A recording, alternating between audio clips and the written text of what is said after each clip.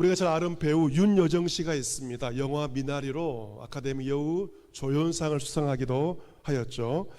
배우 윤여정 씨에게는 오스카의 인연이 있습니다. 바로 헐리우드 배우 트로이 코처라는 사람과 인연이 있습니다. 이 트로이 코처라는 배우는 청각 장애를 가진 배우입니다. 코처는 지난 3월 미국 로스앤젤레스 헐리우드 돌비 극장에서 열린 아카데미 시상식에서 영화 코다로 나무조연상을 받게 되었습니다. 지난해 영화 미나리로 여우조연상을 받은 윤여정 씨가 시상자로 등장을 하게 됩니다.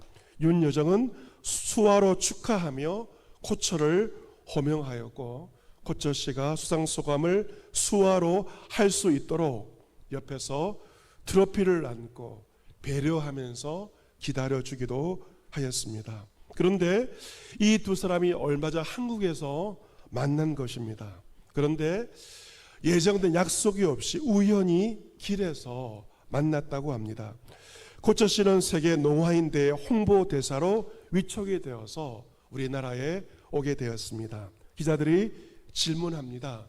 한국에 와서 제일 하고 싶은 것이 무엇이냐라고 질문하자 그런 말하기를, 약속을 미리 하지도 않았지만 올해 아카데미 시상식 때 무대에서 만난 배우 윤여정 씨를 꼭 만나고 싶다라고 이야기를 하였습니다.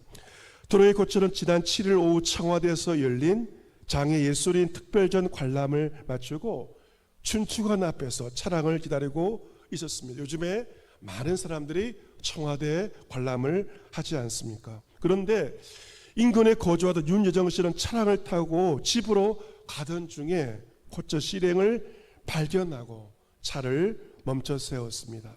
그래서 우연히 만난 두 사람은 반갑게 대화를 나누고 인증샷, 기념사진을 찍기도 하였습니다.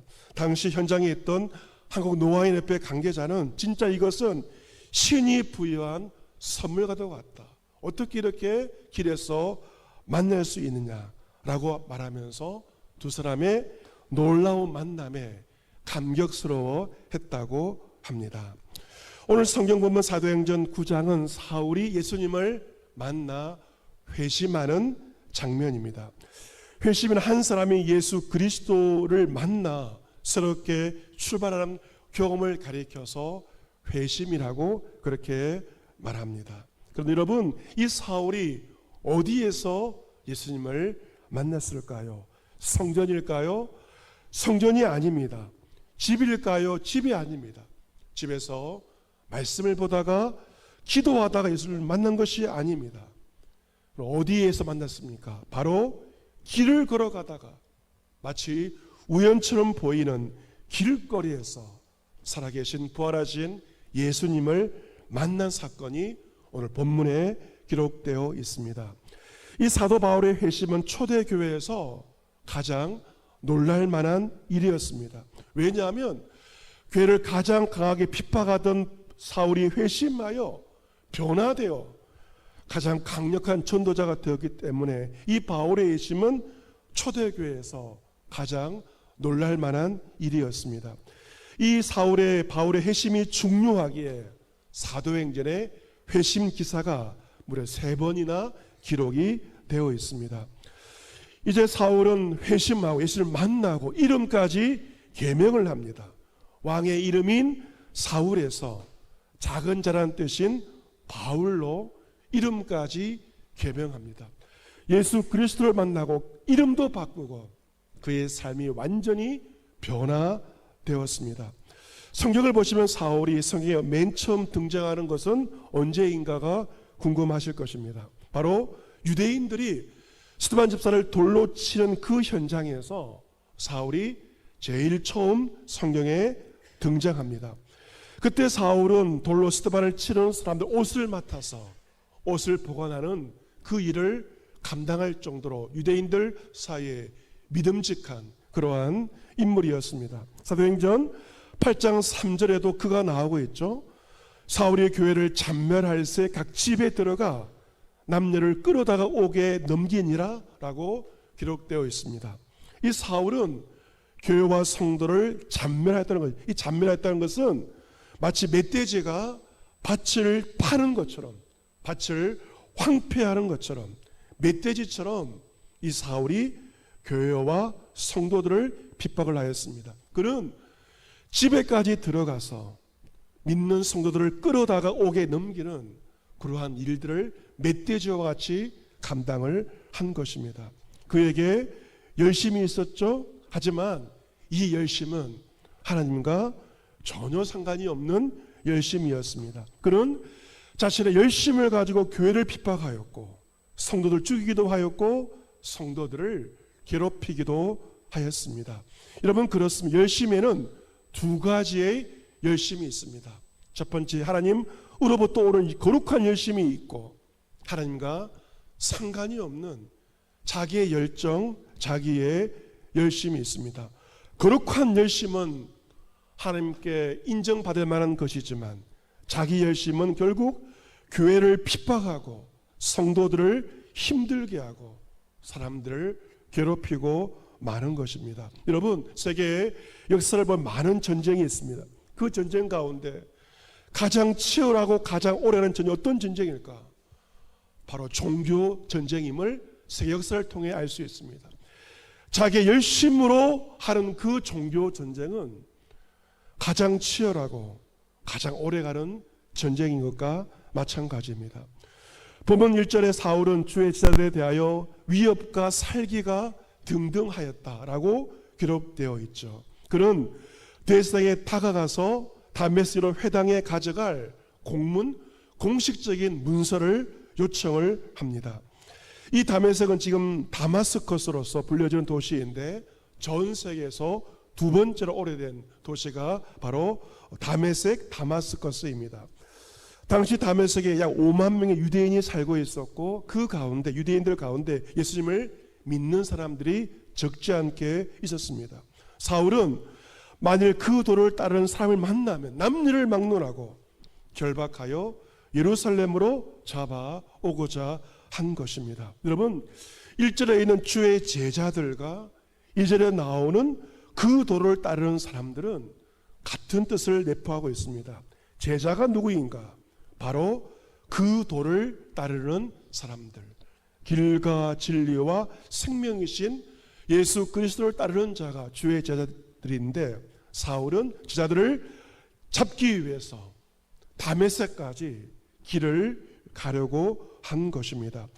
예루살렘에서 다메섹까지는 약 240km의 거리이며 걸어서 일주일 정도 걸리는 거리입니다. 그러나 교인들을 핍박하고자 살기 등등한 사울을 누구도 막을 수가 없었습니다. 그런데 보면 3절을 보시면 사울이 길을 가다가 다메섹에 거의 가까이 이르게 되었습니다. 홀련히 하늘로부터 빛이 그를 둘러비칩니다. 홀련히 이것은 갑작스러운 일임을 강조합니다. 그리고 하늘의 신령한 강력한 빛이 사울을 비춥니다. 하늘의 빛 앞에서 사울은 서 있지 못하고 땅에 꼬꾸러져 엎드려집니다. 엎드려진 사울에게 소리가 들립니다. 어떤 소리입니까? 사울아, 사울아. 그를 두 번 부르면서 내가 어찌하여 나를 박해하느냐 음성을 듣게 됩니다. 사울이 질문합니다. 주여 누구시니까? 묻자 이르시되 나는 내가 박해하는 예수라. 예수님께서 자신에 대해서 말씀을 하십니다. 여러분, 지금 사울이 누구를 핍박하고 있습니까? 바로 초대교회 주의 제자들, 교인들을 박해하고 죽이고자 하고 있습니다. 하지만 예수님은 사울에게 자신의 정체를 밝히면서 너는 왜 나를 박해하느냐라고 말씀하십니다. 내가 지금 주의 제자들을 박해하는 것은 곧 나를 박해하는 것이라고 예수님께서 사울에게 말씀하십니다. 왜 그럴까요? 그것은 바로 교회와 성도가 그리스도의 몸이기 때문에 그렇습니다.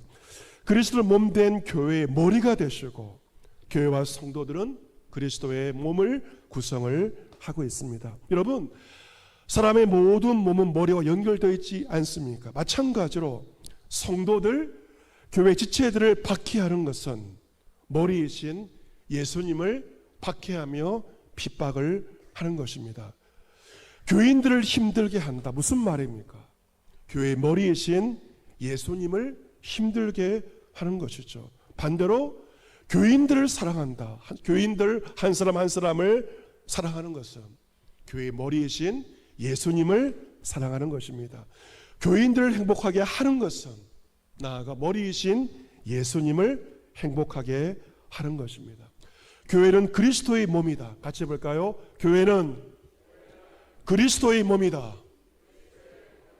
여러분이 성경을 통해 이걸 배웠습니다. 그러나 사울은 성경이 아니라 하늘의 계시를 통해서 다메섹으로 가는 길에서 예수님의 음성을 듣고 하늘의 계시를 통하여 깨닫게 되었습니다. 교회는 예수님의 몸임을 그런 계시를 통하여 깨닫게 되었습니다. 예수님께서 6절에 말씀하십니다. 너는 일어나 시내로 들어가라. 내가 행할 길을 내게 이를 자가 있느니라. 예수님은 사울에게 앞으로 어떻게 행할 것을 바로 말씀하시지 않습니다. 일단 다메섹 시내로 가면 내가 행할 것을 이를 자가 있을 것이다. 그 사람의 말을 듣고 행하여라. 예수님께서 명령하십니다. 이제 너는 내 마음대로 살아갈 수가 없다. 내 마음대로 행할 수 없다. 내가 너에게 명령하는 대로 말하는 대로 너는 살아야 되고 너는 행해야 한다 말씀하십니다. 사울은 다메섹 도상에 살아계신 예수 그리스도를 만남으로 그리스도의 포로가 되었고 그리스도의 것이 되었으며 그리스도의 소유가 되었습니다. 7절에 보시면 같이 가던 사람들은 소리만 듣고 아무도 보지 못하여 말을 못하고 서 있었습니다. 이 소리는 사울만 들은 것이 아니라 같이 길을 가던 사람들도 들었습니다. 다른 사람들도 들었다. 무엇을 말합니까? 사울의 주관적인 환상이 아니라 객관적인 사건임을 증거합니다. 하지만 같이 가던 사람들은 그 빛은 보지 못하였습니다. 사울은 땅에서 일어나 눈은 떴으나 아무것도 보지 못하고 사람의 손에 이끌려 다메섹으로 들어가서 사흘 동안 보지 못하고 먹지도 마시지도 아니합니다. 살기 등등한 사울이 완전히 그 모습이 바뀌어져 버렸습니다. 아무것도 보지 못하고 누군가의 도움을 의지해서 그런 터벅터벅 다메섹으로 갔습니다. 그런 사흘 동안 식음을 전폐합니다. 그런 사흘 동안 금식하며 기도하였을 것으로 추정이 됩니다. 사울 자기의 생각과 열심을 가지고 성도들을 핍박하기 위해서 다메섹으로 살기 등등하여 그 길을 걸어갔습니다. 그런 핍박자였습니다. 예수 그리스도를 만날 생각을 단 1도 가지지 않았죠. 그런데 부활의 주님은, 살아계신 주님은 다메섹 도상에서 사울을 만나 주십니다. 이제 바로 디모데후서 1장에서 이 경험을 가지고 이렇게 고백합니다. 나를 능하게 하신 그리스도 예수 우리 주께 내가 감사함은 나를 충성되어 여겨 내게 직분을 맡기심이니 내가 전에는 비방자요 박해자요 폭행자였으나 도리어 국리를 입은 것은 내가 믿지 아니할 때 알지 못하고 행하였습니다. 과거의 자신의 모습에 대해서 세 가지를 말합니다. 첫 번째 비방자, 두 번째 박해자, 세 번째 폭행자였으나 도리어 국리를 입었고 주님은 그에게 거룩한 사도의 직분을 맡겨 주신 것입니다. 그런 말합니다.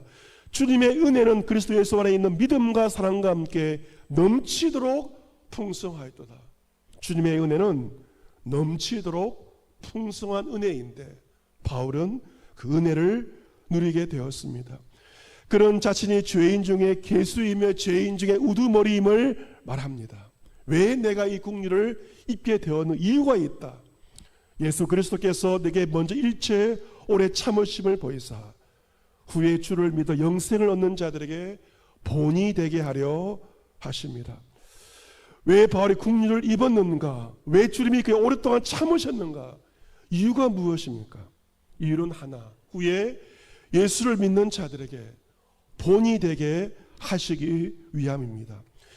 지금도 교회를 핍박하는 사람들이 참 많이 있습니다. 그러나 바울처럼 그 정도로 교회를 핍박하는 사람은 그리 많지 않을 것입니다. 하지만 주님은 바울 같은 그 박해자에게, 살기 등등한 자에게도 은혜를 베푸셨다면 주님은 얼마든지 다른 사람에게도 은혜를 베풀어 주시는 분이심을 드러내기 위해서 바울을 만나 주신 것입니다. 사울을 만나신 주님은 지금도 이제 자기 길을 걸어가는 그 인생들을 지금도 만나 주십니다. 그 주님과의 만남을 통하여 그 은혜를 경험하고 회심하며 새로운 길을 걸어가게 됩니다. 오늘 설교 후에 부를 찬송가 305장은 나 같은 죄인 살리신 어메이징 그레이스로 유명한, 전 세계에서 가장 유명한 찬송가입니다. 성악가 조수미 씨도 앵콜곡으로 어메이징 그레이스를 부를 때도 있습니다. 이 찬송을 작사한 존 누턴, 영국 사람인데요, 1725년 런던에서 부유한 선장의 아들로 태어났습니다. 어머니는 믿음이 신실하였고 어린 뉴턴에게 항상 성경을 읽어주었고 기도의 본을 보여주었습니다. 하지만 어머니는 뉴턴이 7살 되던 해에 세상을 떠났습니다. 아버지를 따라서 거친 뱃사람으로 성장을 하게 되었습니다. 그 당시 노예 무역이 성행하였습니다. 아프리카에서 영국으로 흑인 노예들을 무역하는 노예 무역이 성행을 하였습니다. 존 뉴턴은 1748년 23세의 나이에 노예선에 선장이 되었고 그리고 노예 매매에 종사를 하게 되었습니다. 뉴턴은 흑인 노예들을 짐승처럼 다루는 포악한 사람으로 바뀌어지게 되었습니다. 그가 1748년 5월 10일 아프리카에서 노예들을 싣고 런던으로 돌아오던 중에 아틀란타해를 지내면서 엄청난 폭풍을 만나게 되었습니다. 우리가 지난번에도 태풍, 정말 주의 은혜로 태풍이 피해가서 망정이지 얼마나 태풍이 무섭습니까? 엄청난 폭풍을 바다에서 만나게 되었습니다. 폭풍우가 10하루 동안 계속이 되었습니다. 10하루 동안 흔들리는 배 위에서 물을 퍼내며 폭풍과 사투를 하던 새벽 1시경 너무도 탈진하의 힘에 겨워 기둥을 붙잡고 있던 뉴턴은 그때 불현듯 7살 때 어머니의 기도가 생각이 났습니다. 그걸 무릎을 꿇고 기도하기 시작했습니다. 하나님, 우리에게 은총을 내려주십시오. 자비를 베푸시고 긍휼히 여겨 주옵소서. 인생의 밑바닥에서 자신의 추악한 모든 죄악들이 낱낱이 떠올랐습니다. 그가 흘렸던 회개의 눈물은 휘몰아치는 폭풍보다 더 격정적인 회개의 눈물이 그에게서 흘러나오게 되었습니다. 그날 하나님은 기고만장한 존 뉴턴을 끌어내리셨고 깊은 물속에서 그걸 건져내시어 구원하셨습니다. 놀랍게도 그의 기도가 끝났을 때 폭풍은 고요하고 잠잠해지게 되었습니다. 이 경험이 그의 삶의 전환점이 되었고 다메섹의 경험이 되었습니다. 그는 이제껏 해온 자신의 삶과 노예 무역에 대한 회개와 함께 그 상황 가운데서 건져주신 하나님의 은혜에 감사하여 나 같은 죄인 살리신 그 찬송가를 작사하게 되었고 지금까지 그의 찬송은 온 세계 가운데 불려지고 있습니다. 나 같은 죄인 살리신 주 은혜에 놀라워 잃었던 생명 찾았고 광명을 얻었네. 큰 죄악에서 건지신 주 은혜 고마워. 나 처음 믿은 그 시간 귀하고 귀하다. 이제껏 내가 산 것도 주님의 은혜라. 또 나를 장차 본향에 인도해 주시리. 거기서 우리 영혼이 주님의 은혜로 해처럼 밖에 살면서 주 찬양하리라. 존 뉴턴은 이렇게 고백을 하였습니다. 술 취한 사람은 저에 비하면 죄인도 아닙니다. 저는 이 세상 사람들 사이에서 악으로 가장 높아지려는 야망과 욕망을 가지고 살았던 사람입니다. 하지만 저의 형편없음보다 하나님의 은혜는 더욱 크고 놀라웠습니다. 저는 하나님이 베푸신 그 은혜를 감사하지 않은 날이 단 하루도 없습니다. 존 뉴턴은 날마다 하나님께서 베푸신 Amazing Grace, 놀라우신 은혜를 고백하며 감사하며 찬송하며 살았던 것입니다. 누턴은 노예선 선장의 일을 접고 목회자가 되어 노예 매배 폐지 운동에 앞장서는 바뀌어진 삶을 살게 되었습니다. 인생의 말년에 쇠약해진 뉴턴은 친지들에게 이렇게 고백을 하였습니다. 나의 기억이 점점 사라져 갑니다. 내 기억도 희미해집니다. 하지만 나는 두 가지만큼은 기억합니다. 하나, 내가 엄청난 죄인이었음을 나는 기억하고, 또 다른 하나, 예수 그리스도 그가 위대한 구세주임을 나는 똑똑히 기억합니다. 사랑하는 성도 여러분, 이 회심은 사울에게만, 저 누턴에게만 있는 것이 아니라 그리스도인이라면 반드시 있어야 될 믿음의 사건입니다. 우리 역시 사울처럼, 존 누턴처럼 자기 열심으로, 자기 열정으로, 자기 생각으로 살던 사람들 아니었습니까? 나의 생각과 열심이 누군가에게 괴로움을 주었습니다. 예수님을 잘 믿지 않았고 예수를 믿는다 하면서도 결국 내 생각으로 예수를 믿지 않았습니까? 하지만 은혜의 주님은 그라우를 찾아오시고 우리를 만나주시고 은혜를 베풀어 주셨습니다. 그래, 이제는 내 마음대로 사는 인생이 아니라 주의 제자로 주님의 길을 걸어가게 하십니다. 이 모든 것은 우리에게 베풀어 주신 하나님의 놀라우신 은혜입니다. 사울이 다메섹 도상에서 자신을 찾아오신 예수님을 만남으로 말미암아 회심하고 새로운 인생을 살았던 것처럼 오늘 이 예배가 여러분 누군가에게는 새로운 전환점이 되기를 축복합니다. 나의 생각, 나의 열심이 누군가에게 주님께 아픔을 드렸다면 이제 그 길을 정리하시고 돌이키시기를 바랍니다. 지금 나의 삶이 괴롭다면 여러분에게 반드시 전환기가 필요할 것입니다. 이번 하반기가 저 여러분에게 인생의 새로운 전환기가 되기를 바랍니다. 나 중심, 나 열심의 삶에서 돌이켜 주님의 제자로서 그 도를 따르는 자로서의 변화가 우리에게 요청됩니다. 오늘 이 예배가 저 여러분에게 새로운 방향으로 나아가는 출발점이 되기를 바랍니다. 이 하반기 나의 생각, 나의 열심이 아닌 죄인에게 베푸신 그 은혜를 힘입어 회심하여 주님의 제자로 그 도를 따르는 자로 남은 인생을 그 은혜를 의지하며 그 은혜에 감사하며 찬송하며 살아갈 수 있는 이런 모두가 될 수 있기를 주 예수 그리스도의 이름으로 축복합니다. 아멘.